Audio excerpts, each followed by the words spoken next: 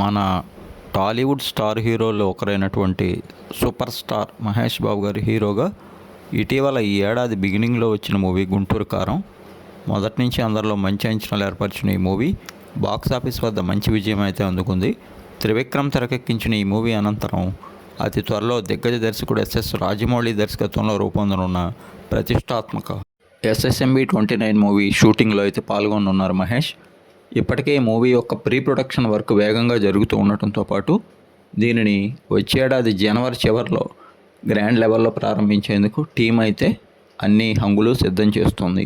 ఇక విషయం ఏమిటంటే, ప్రస్తుతం మహేష్ బాబు హీరోగా నటించినప్పటికీ వాయిస్ ఓవర్ ఇచ్చినటువంటి Hollywood movie Mufasa the lion king ప్రారంభం నాటి నుంచి మహేష్ ఈ మూవీకి వాయిస్ ఓవర్ ఇస్తున్నారు. ముఖ్యంగా ముఫాసాకు ఆయన వాయిస్ ఇస్తుండడంతో అటు మహేష్ ఫ్యాన్స్తో పాటు ఈ ముఫాసా మూవీ యొక్క ప్రేమికుల్లో కూడా మంచి అంచనాలు అయితే ఏర్పడ్డాయి.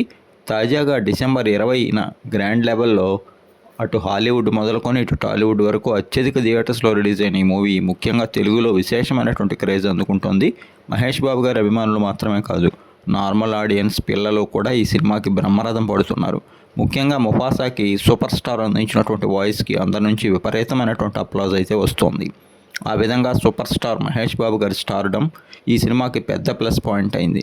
మరోవైపు బెంగళూరు, విశాఖపట్నం, హైదరాబాద్ సహా పలు ప్రాంతాల్లో ఈ సినిమా కోసం ప్రత్యేకంగా మహేష్ బాబు గారు ముఫాసాతో పాటు ఆయన కటౌట్స్ని ఏర్పాటు చేయటం ఒక స్పెషల్ అట్రాక్షన్గా మారింది. ప్రస్తుతం ముఫాసా థియేటర్స్లో మంచి రెస్పాన్స్తో కొనసాగుతోంది.